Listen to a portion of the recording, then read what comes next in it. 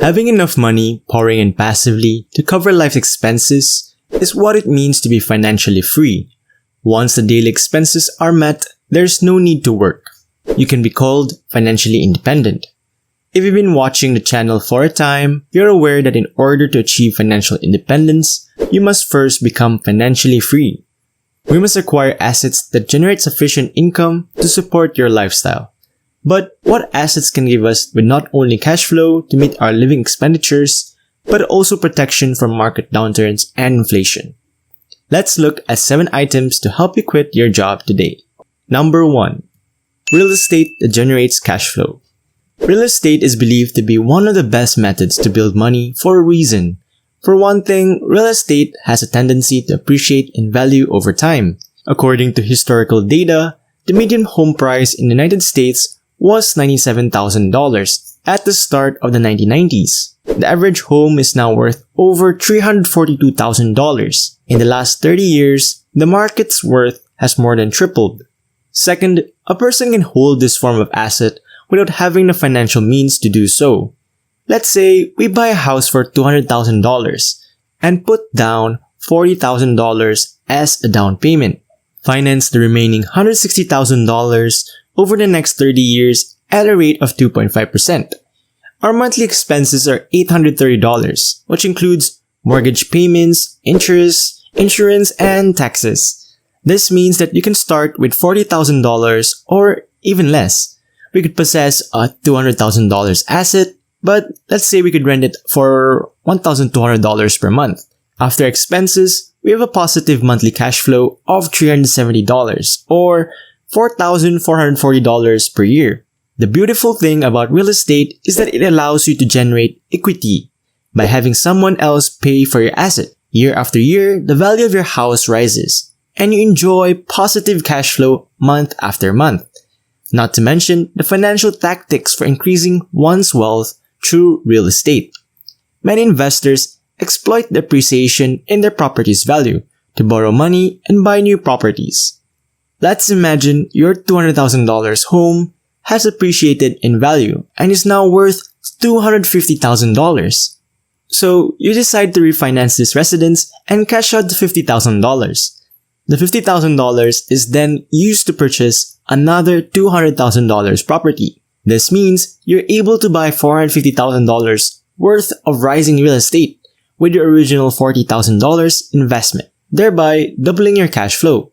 You now have 2 properties that generate monthly income, not to mention the tax advantages that come with owning a property. That, however, is a subject for another video. Number 2.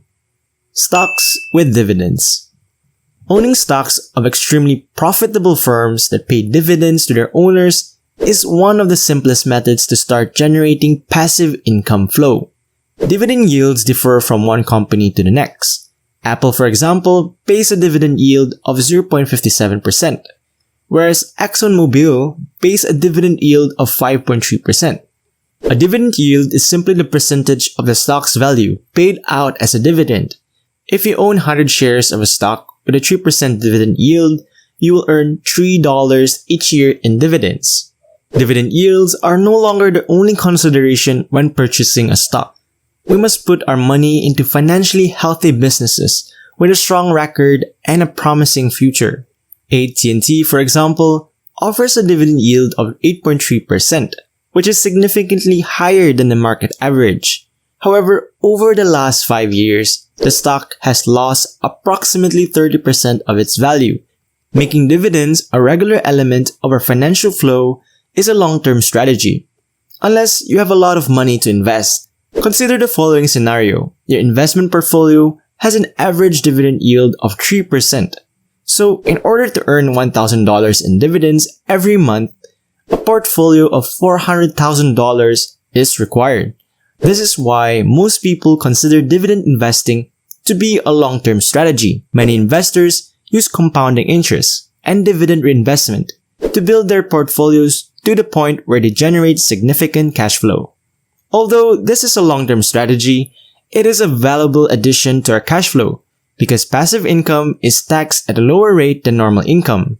Normally, public business shareholders have little power over how much of the company's profits are distributed to them. You might enjoy the following asset if you desire more control over how cash flow is dispersed. Number 3. Businesses that make money. Many prosperous businesses exist that are not listed on the New York Stock Exchange. This can be actual enterprises such as a restaurant, coffee shop, franchise, or ATM machine chain. Or they can be virtual, such as an app or software company. The goal is to own the company but not to run it. A business is not for everyone. To run a business successfully, you need a very specialized set of talents. However, there are many people who own businesses, but instead of running them, hire employees to run them for them in exchange for a good salary or firm shares. This type of asset now has a higher level of difficulty than other investment options. This could entail founding a business from the ground up and working until it's self-sufficient, identifying firms in need of an investor or a partner, or purchasing an already running business or franchise. Although this asset has a higher level of difficulty, it can provide a number of advantages, such as cash flow control. When you own a business, you have complete control over how much profit you can take home. You also have various tax advantages as a business owner, such as taking advantage of the dividend distribution tax, which is often lower than regular income tax. When you own a business, you can spend some of the money before paying taxes if it benefits the company. Consider the case of a company with many sites. As a corporate car, you can purchase a lovely car of your choice that allows you to travel to all of your many sites. Because it's a business vehicle, you can purchase it or lease it with pre-tax funds. Always seek expert counsel to determine what you can and cannot do with pre-tax funds. Now that we've discussed cash flow development, let's speak about how you preserve your wealth from forces that aim to devalue it, such as inflation and market crashes. Number 4. Gold. Many skilled investors, such as Ray Dalio, keep a lower percentage of their investment portfolios in commodities such as gold as a hedge against inflation and a way to revalue assets when markets fall. In Dalio's all-weather portfolio, which includes a method that allows our money to thrive regardless of the economy, as a layer of inflation protection, Dalio invests 7.5% of its entire assets in gold. In a world where currencies are depreciating, when the value of the dollar falls, gold prices rise, providing the owner with protection or a hedge against the dollar's depreciation. Number 5. Bonds. In today's world, bonds are seen as poor investments, since they do not provide the best returns and in some cases do not even beat inflation. They are not recommended. However, there are measures that can be employed to shield bonds from market downturns, especially for those who are nearing or have reached retirement age. Warren Buffett, the famed investor, said that if he died before his wife, he'd tell his manager to put the money in a very particular, although simple portfolio for his wife. Buffett advised investing 90% of the money in simple index funds, such as the SP 500 and the remaining 10% in bonds. Finance professor Javier Estrada tested this method with historical market data to determine how effective it was, and to many people's surprises, it worked. Many experts' retirement investing advice was outperformed by this basic method. However, Estrada put a twist to the concept to get the most out of the protection that bonds can provide in an investment portfolio. No one can foresee when the market will crash. All we know is that it will happen eventually. So, if we are already financially independent and living off our investments, we must have a plan in place. When someone is retired and withdrawing money from their financial portfolio, Estrada says, keep an eye on the market's performance. If the market is performing well, move your money to the equity side, which is delivering the highest profits. However, if the market is performing poorly and loses money, move your money to the bond side. Bonds tend to appreciate in value during downturn markets. Instead of selling equities when they're down in value, this will give them time to rebound. We created a whole film regarding this method, which you can view in the right-hand corner of this page. Number 6. Cryptocurrencies. It is impossible to overlook the impact that cryptocurrencies have on the world now, as well as their future potential. The whole point of cryptocurrencies is to create a global decentralized currency. Many people regard some cryptocurrencies as digital gold because, unlike fiat currencies like the dollar, which can be easily manipulated by governments to produce inflation, cryptocurrencies are not easily influenced by governments. Many cryptocurrencies, such as Bitcoin, have a limited number of units available. This might allow cryptocurrencies like Bitcoin or Ethereum to serve as a sort of inflation protection in the future, as well as a transactional money. The one limitation of cryptocurrencies is that many people are buying it as a way to get rich, which is currently not the case. This has enabled many people make huge profits, but it also means that Bitcoin values aren't stable and are subject to a lot of volatility. This form of asset, however, can provide not only a hedge against inflation, but also prospective growth. Number 7. Startups and growing businesses. How many of you ever considered what might have happened if you had invested in Amazon 20 years ago? What would be my current financial situation? What if I was able to get in early on Uber or Netflix?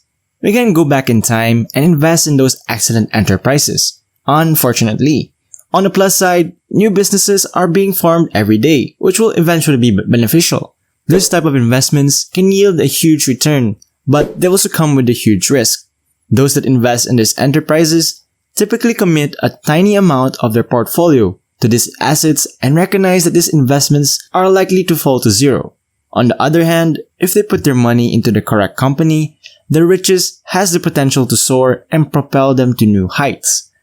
All of these are excellent investments, but the best is to invest in one's own education.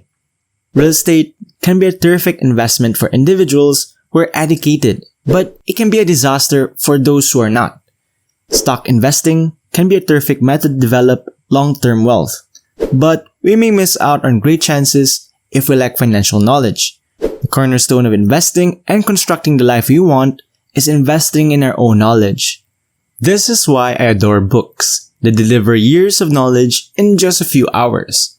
This is why I collaborated with our sponsor, Blinkist, because it helps us to get the main ideas of a book in the small pockets of time we have during the day.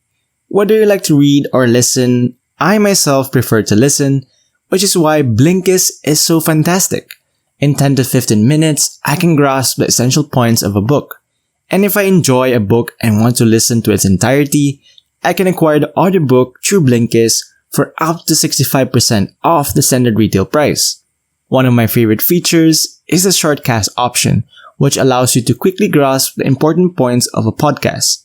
So, if you want to give Blinkist a shot for a free week of premium access, click the first link in the description of this video. Also, let me know in the comments which book you plan to read first with your free trial. And as always, thank you for watching. Don't forget to subscribe, leave a like, and comment down below what you would love to see next. And I'll see you in the next video.